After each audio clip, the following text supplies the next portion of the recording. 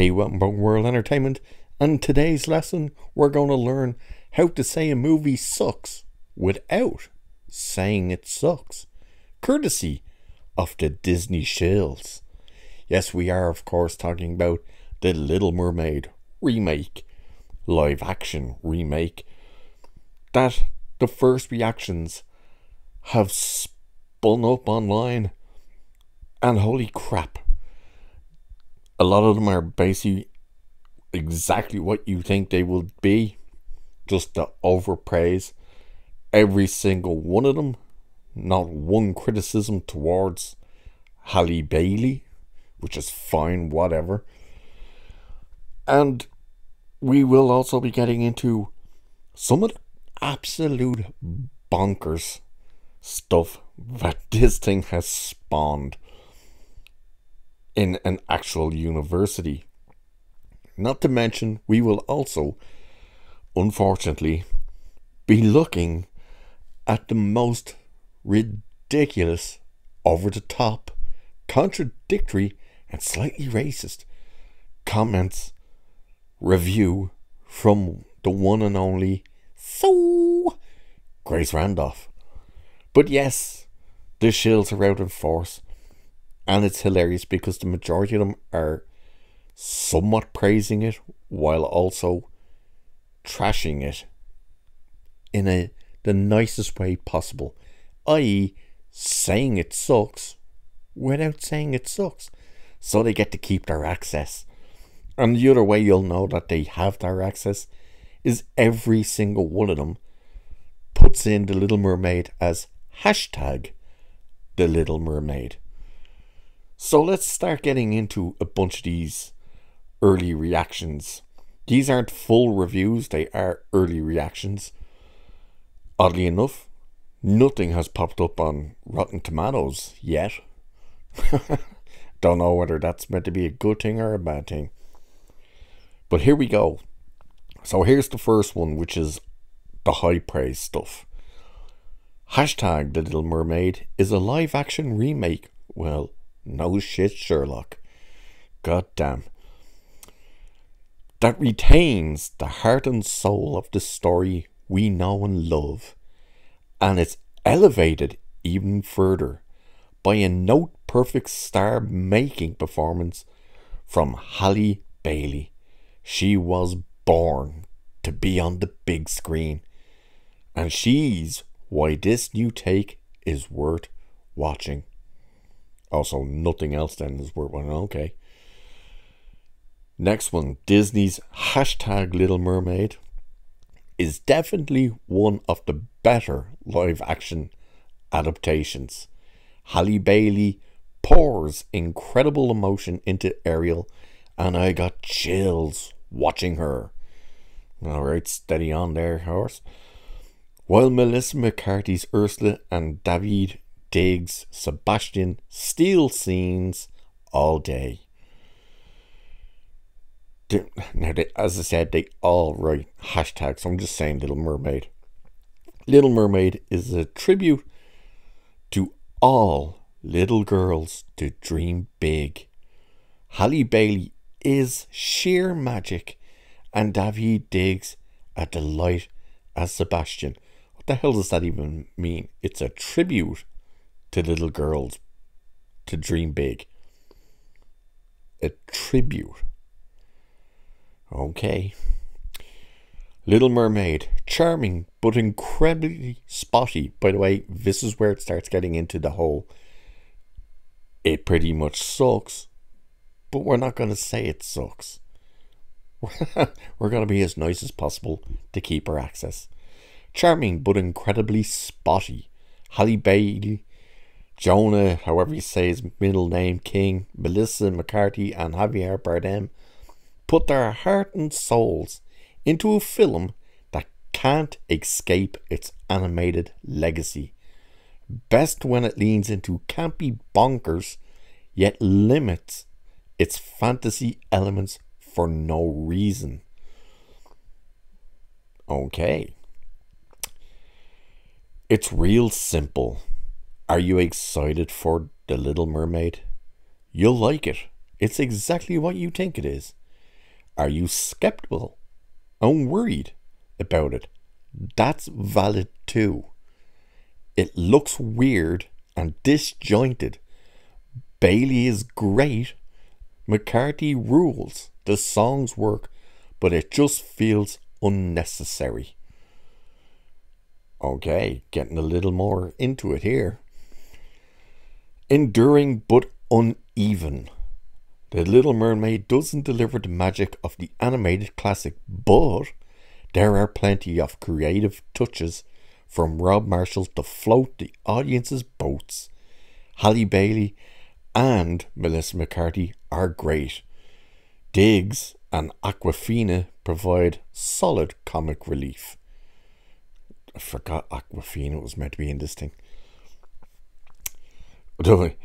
Here we go. Check this out. It may look visually rough under the sea, but The Little Mermaid... Oh, by the way, this is the first person who didn't put hashtag. You must be losing your privileges. The Little Mermaid eventually recreates some of the original's magic through its timeless story and cast. Daveed Diggs and Melissa McCarthy are highlights, but Halle Bailey is the one astonished with her gorgeous singing and emphatic charm. Well, isn't that strange though that they said eventually recreates some of the original's magic? Interesting. Little Mermaid makes it pretty close to being the best live action Disney movie. However, it still struggles in the villain department. Halle Bailey is Ariel, and I had literal chills throughout her performance. This is a Little Mermaid retelling like you've never seen it before.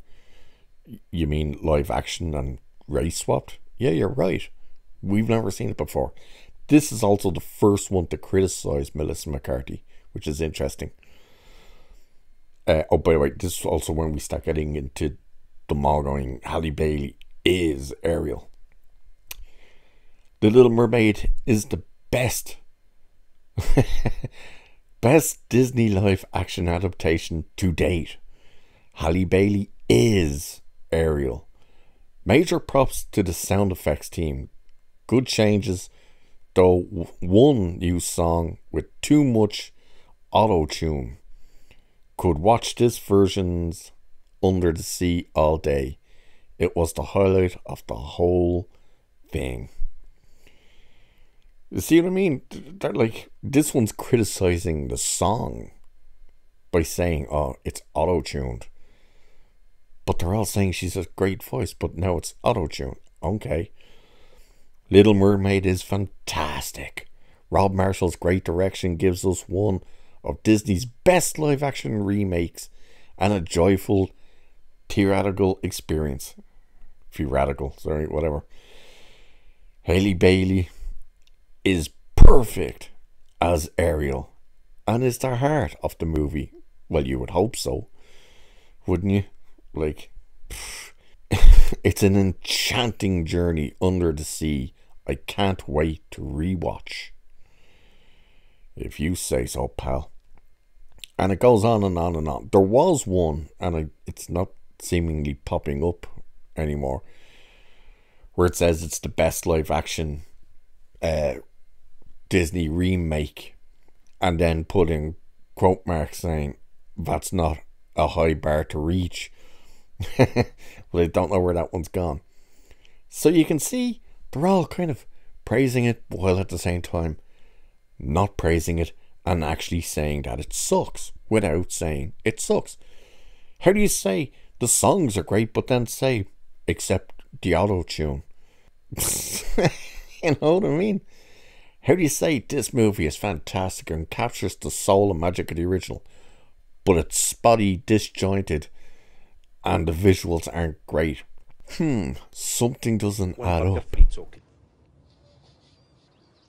I think I can smell shite. Yep, I smell it too. And then, what do we get? We get a university UC Riverside, University of California. That right there should tell you everything you need to know. It's California.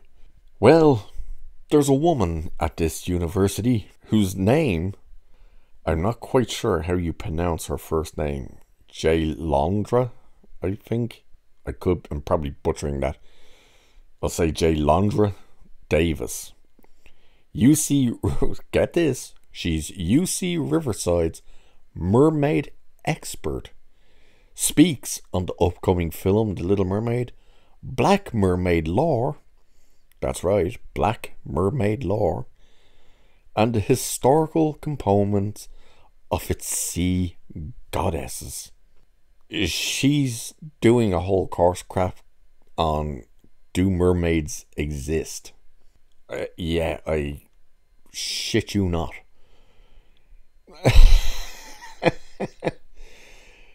So let's have a look at a bit of this article, just a tiny bit, because there's video. Oh yes.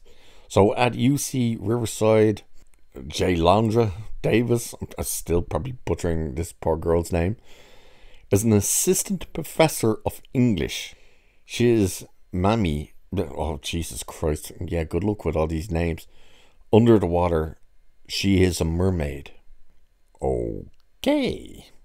She's basically doing a course looking for a graduate and teaching at this university about mermaids, and specifically black mermaids. Just look at this.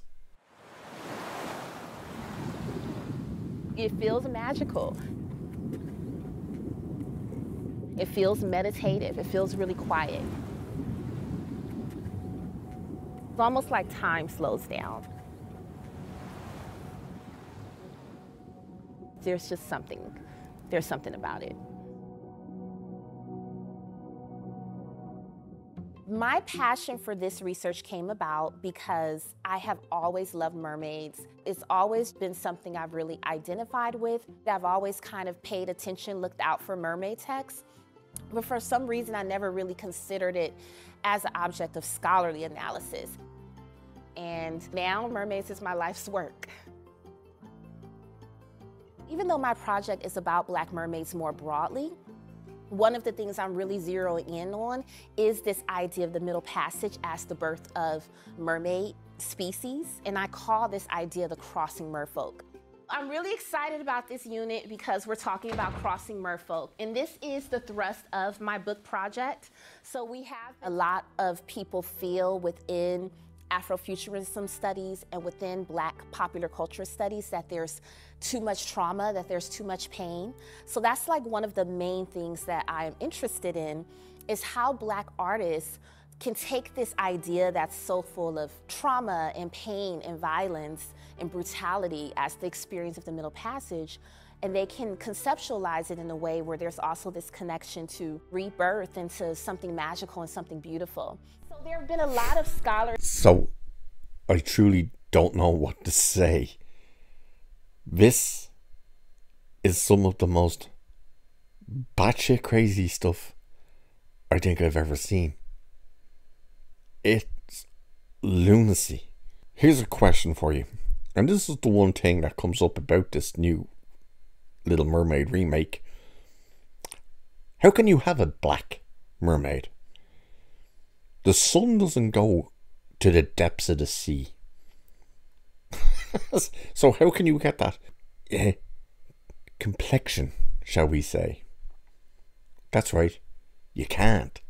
The same way the likes of Disa in Rings of Power, your dwarf whose lives was born and grew under the ground in caves. How exactly are you black? But if you think that's crazy, let's get into the biggest crazy part, and that is, of course, Grace Randolph. Because unfortunately we're gonna have to have a look at this, because this bitch be crazy.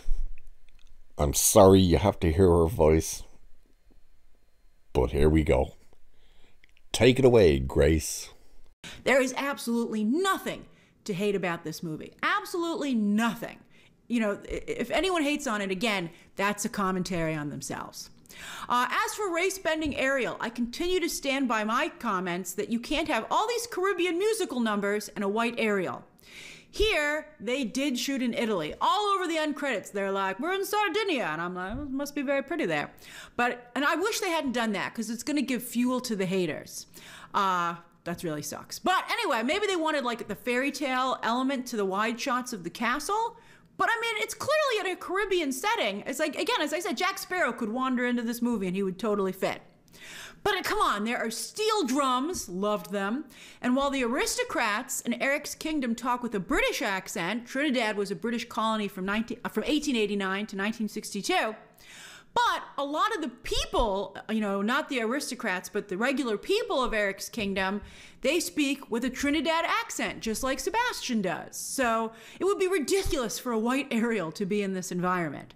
And truth be told, there are many moments when watching the movie where one has to wonder why Eric is still white instead of black or Latino, especially when the queen is black. It's sort of explained. There's kind of a mystery there, which they never really solve, maybe in a sequel.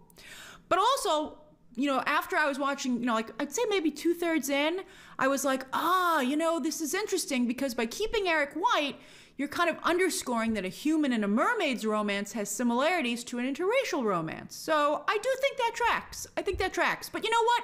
These things are all very subtle points. This is not a preachy movie whatsoever.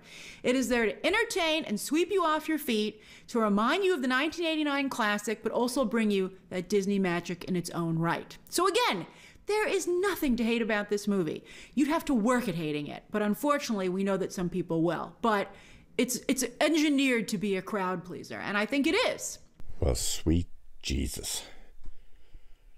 There's nothing to complain about this movie. Apparently, it is the utmost best movie ever made. That there's not one single flaw, and if you criticize anything, that says more about you.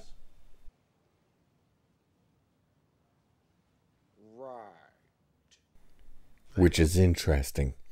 So, if we say, wow, those effects are really bad in this scene, what exactly are we meant to be saying about ourselves? Then Grace jumps onto the whole, why shouldn't she be black?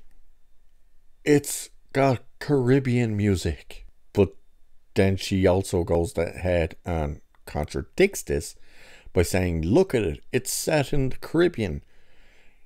So much so that if Jack Sparrow showed up, he wouldn't be out of place. She questioned why the prince is white, because it's in the Caribbean. Why Ariel should be black, because it's in the Caribbean. Not just because it's meant to be in the Caribbean, but there's Caribbean music. Yet a white dude that could show up isn't out of place. Doesn't make sense, Grace. Doesn't make sense. And then she goes on to say how the haters have been given fuel because it was filmed in Italy. Here's one for you, Grace. The movie San Andreas, which is set in California, we see San Francisco and other parts of California in that movie. Here's a newsflash for you, Grace.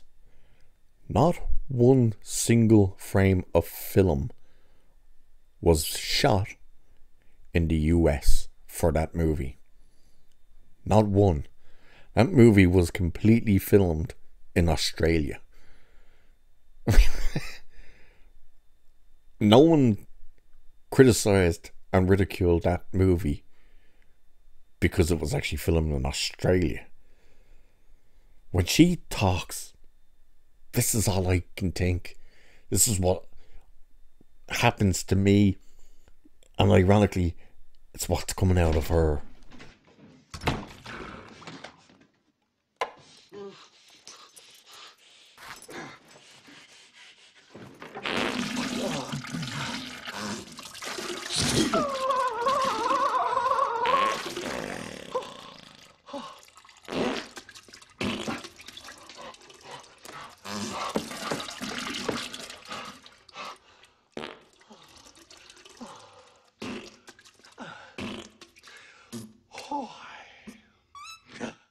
Yeah, she just goes on and on and on.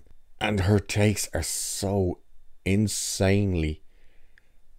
Just, my good God. Just look at her. Listen to her. Man, you are one pathetic loser. Yes. Yes, she is. So, this movie apparently has a budget of 150 million. It's probably more than that. Then you'll add in the marketing. You'll probably add another 100. This thing probably cost in the region of 250, maybe even 300 million all in. And they're predicting that it's going to open with a massive splash, they say, with a mere $110 million. That would be an absolute disaster for this movie if that's the case. An absolute disaster. And Disney really cannot afford to keep having these disasters. Now, that's not to say the movie won't have legs and it'll be one of these weird things that just keeps going and going and going and going. But to open at 110, and that's obviously domestic, that's not worldwide. And I truly do not know if there's an interest for this movie outside of the US.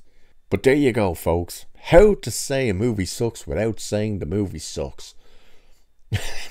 With some of the most retarded comments from the one Grace Randolph and the absolute lunacy of a somewhat professor at an actual university who's studying something that doesn't exist.